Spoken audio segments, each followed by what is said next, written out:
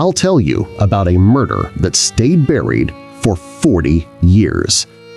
In 1980, there were places like Port Huron, Michigan, where you didn't think twice about leaving your doors unlocked. That world ended on November 2nd.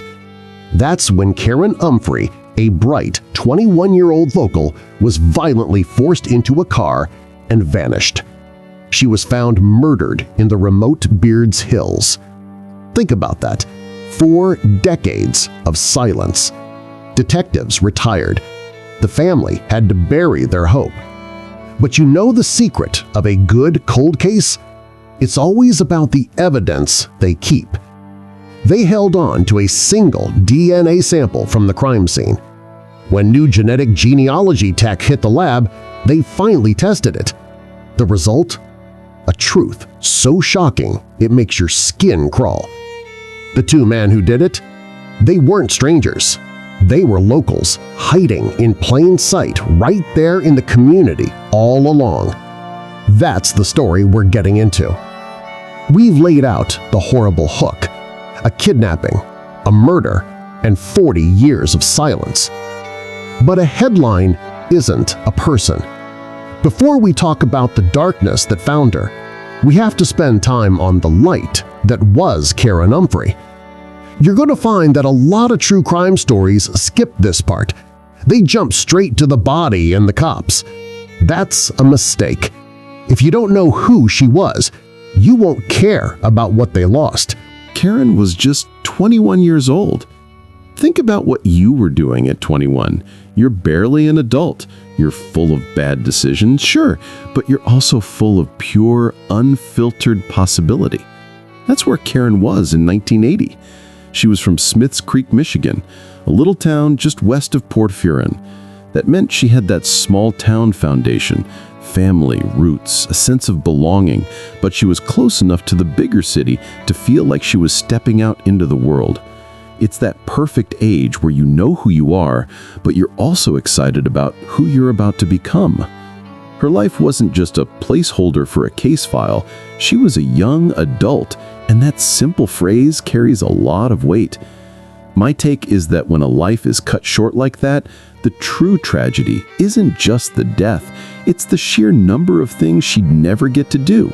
She never got to see her 20s end, she never got to start a family, buy a first home, or settle into a career. She was robbed of all of it. For the folks in St. Clair County, Karen wasn't just a statistic. She was a neighbor's daughter, a friend's best friend. Her violent disappearance and murder didn't just hurt her family, it shattered the quiet trust that held the whole community together.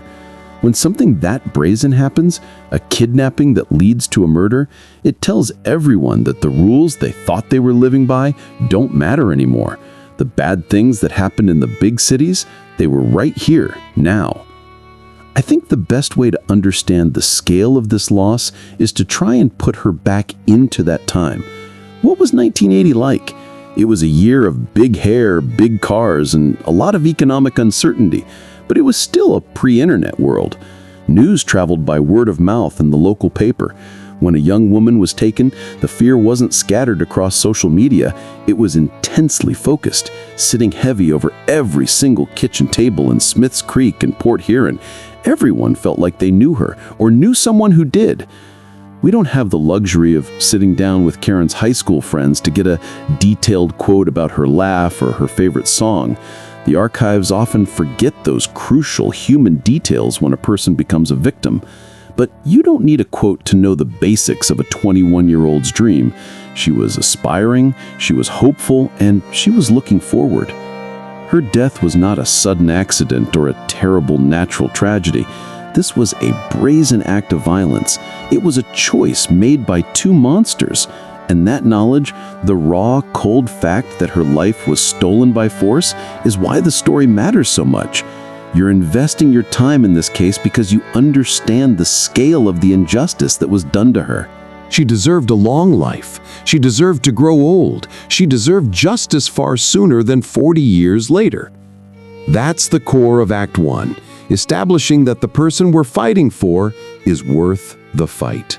Karen Umphrey was just 21. That's all you really need to know. That age means infinite possibility, and that possibility was snuffed out with a gun in a remote stretch of land just outside the town she called home. It's a weight we need to feel before we move on to the terrifying details of her final day.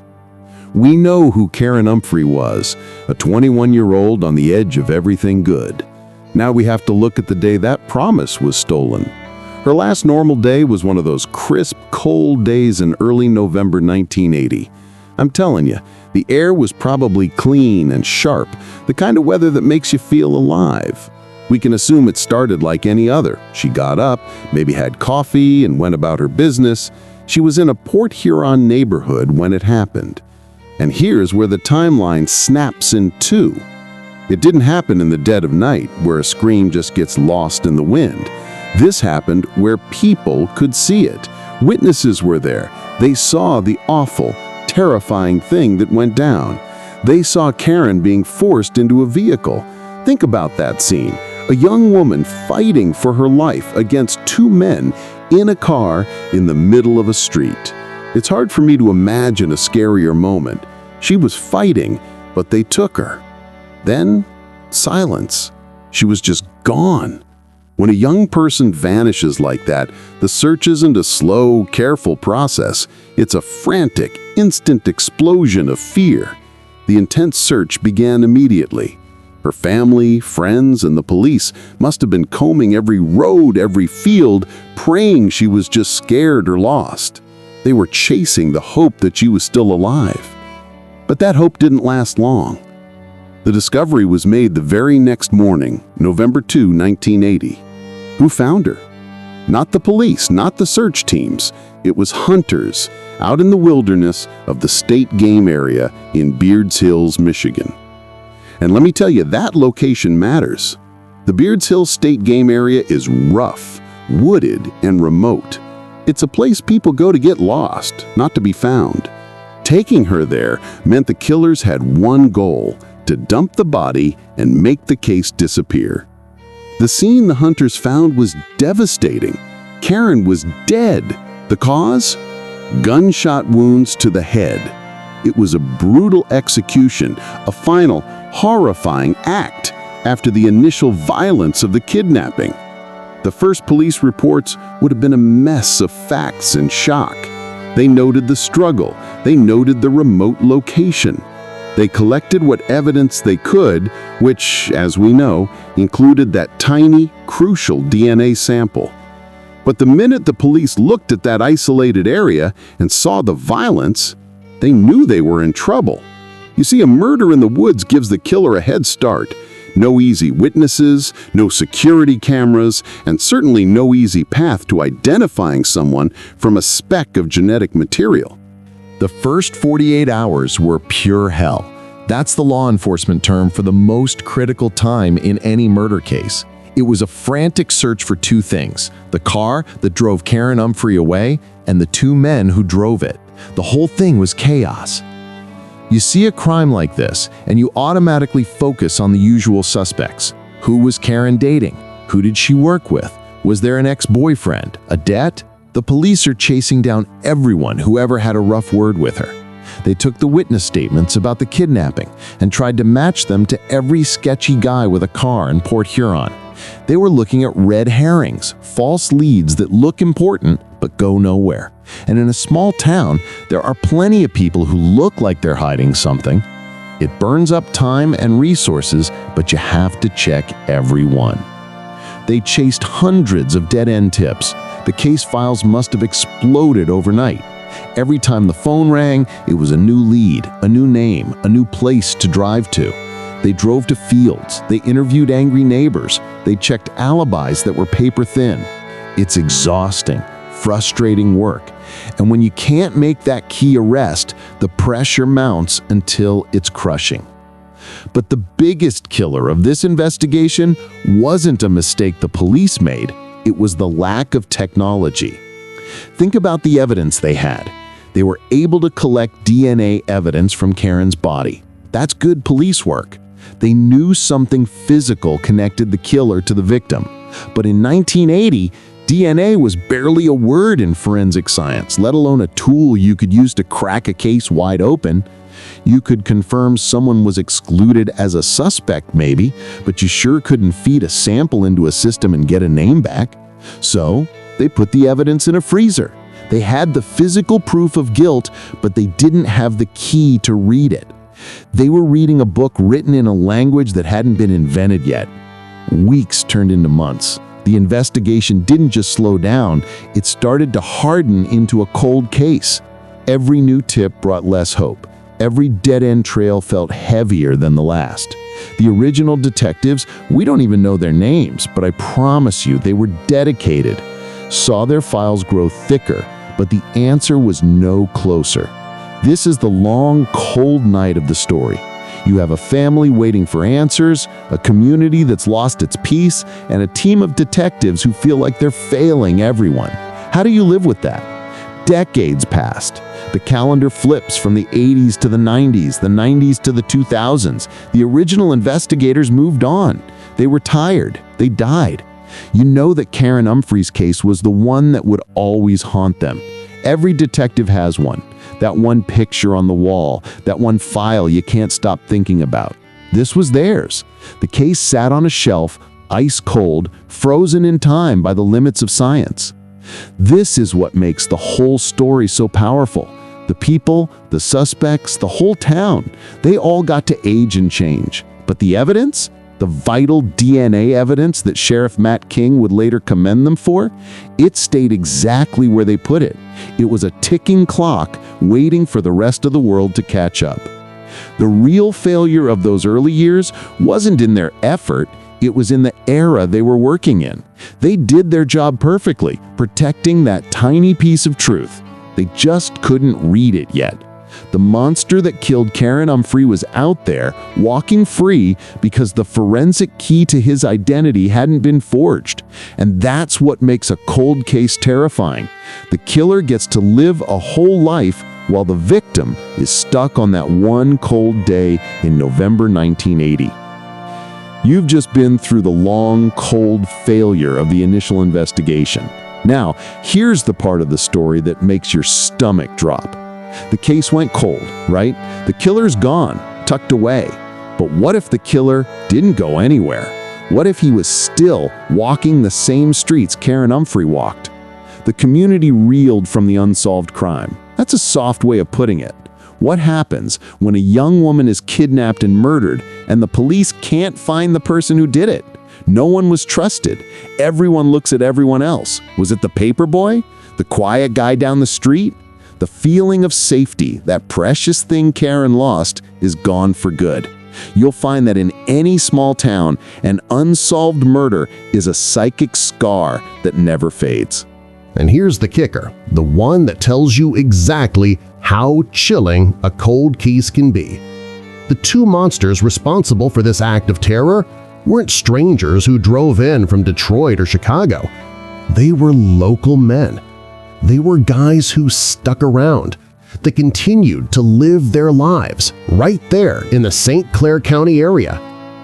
Let's meet them the way the old detectives did, as names in a stack of files. There was Douglas Lamming, who was about 27 in 1980, and his younger accomplice, Anthony Harris, who was just 20. Lamming was from Fort Gratiot, and Harris was from Port Huron. They weren't shadowy figures. They were citizens. They went to work. They shopped at the local stores. They probably waved to their neighbors. They were just two names in a vast pool of people interviewed by police. Think about the noise in those first few weeks.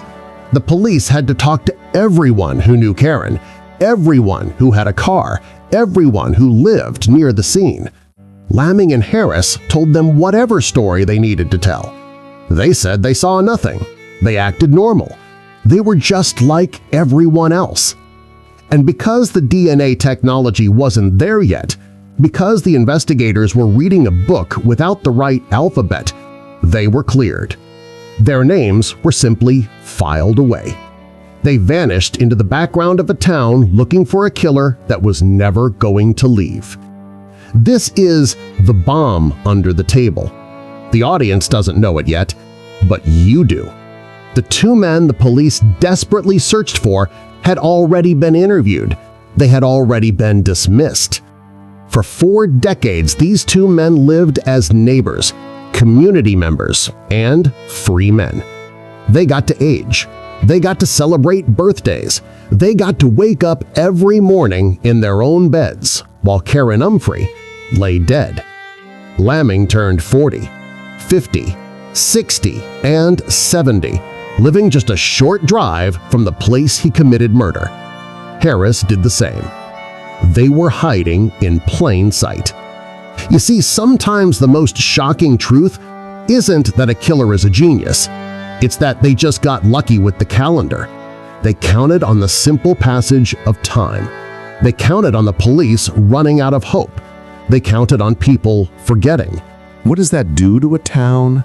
It means every quiet man on every street corner is a question mark. It means the monster is one of you. That's the awful tension they lived with, not knowing the killer was right there, probably feeling smug about how well he'd played the part of the quiet neighbor. You can bet that's what Douglas Laming became, the guy who was just there.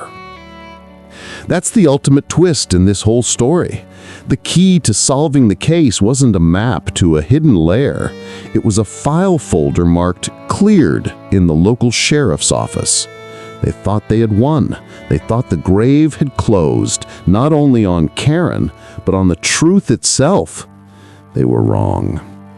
And that brings us to Act 3, where time finally runs out on a 40-year-old lie. The mystery has been set. The monsters are known to us, even if they were still unknown to the police. We left the story in the mid-1980s with Karen Umphrey's case file stuck in the purgatory of a freezer, waiting for a miracle. And that's exactly what happens. For 42 years, that file just sat there. Picture it, a cardboard box tucked high on a metal shelf in the St. Clair County evidence room. Decades of dust settled on it. The original detectives retired. People forgot. But the truth was sealed up inside that tiny, dried-up piece of biological evidence. I think there's a certain kind of hero in cold cases, and it's the one who won't let go. That hero showed up around 2022. A new team of dedicated investigators, a partnership between the Michigan State Police and the St. Clair County Sheriff's Office, decided to pull the box down. They didn't need to read the old police reports or chase down old neighbors. They knew the key to the whole damn thing was the preserved DNA. It's an act of faith, really, to trust that evidence preserved over 4 decades would still hold the secret. But the early detectives had done their job right. They'd kept the sample safe. This is where the story shifts from police work to science fiction.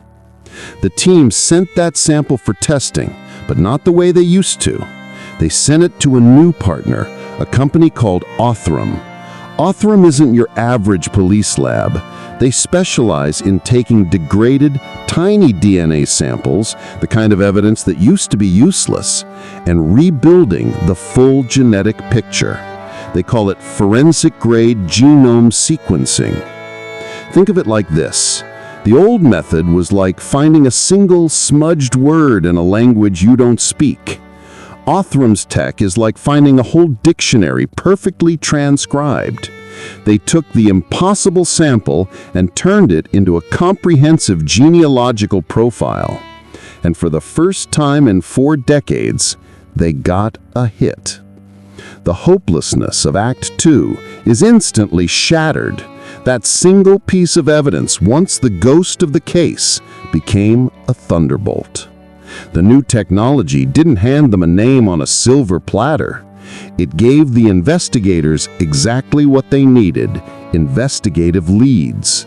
It was a family tree.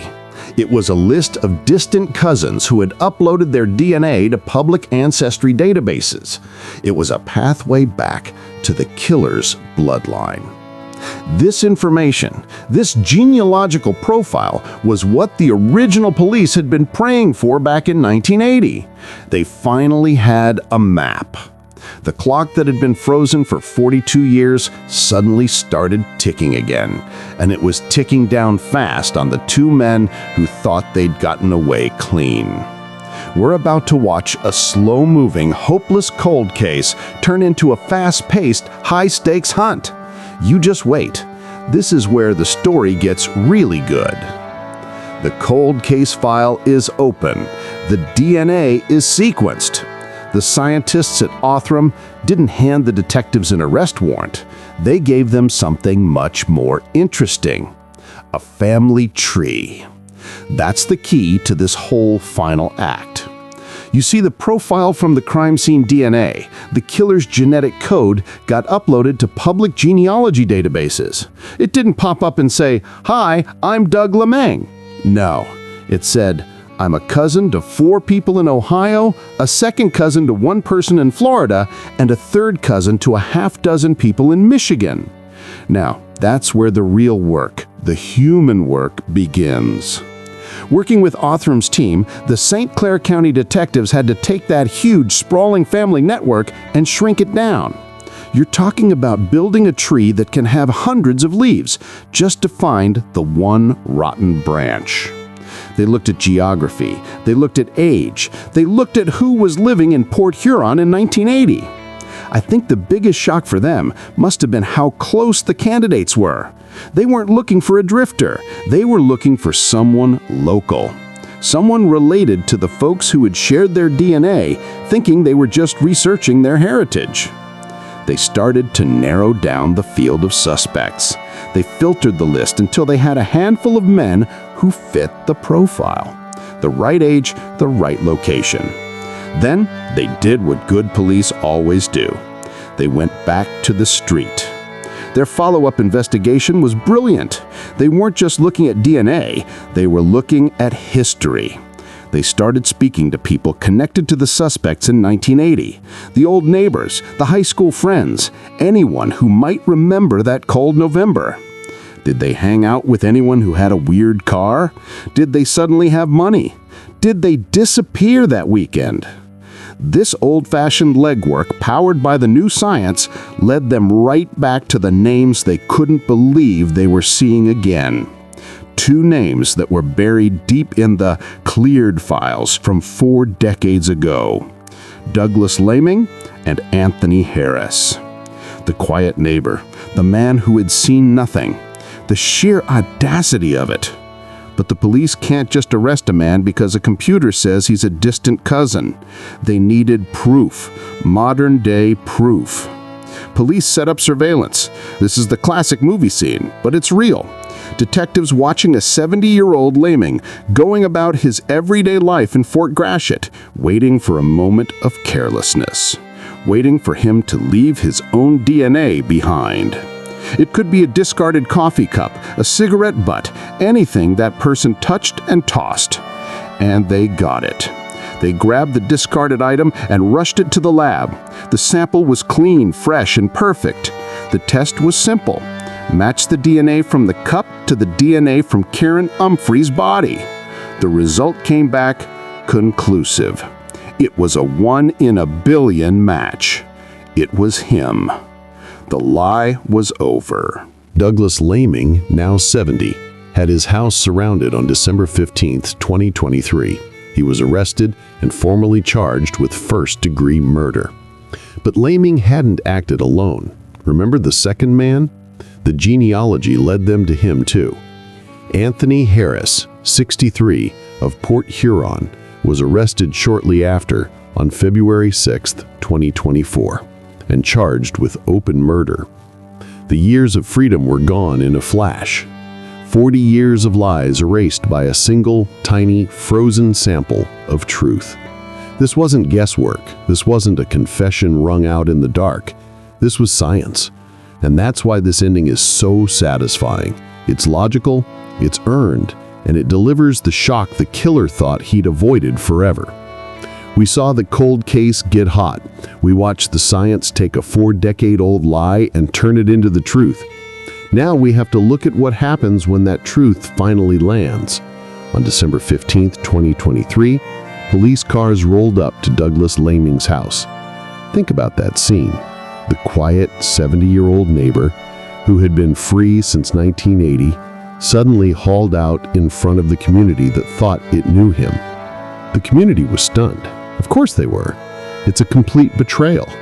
The two men who had lived ordinary, unassuming lives for 40 years, they were the monsters everyone had been searching for.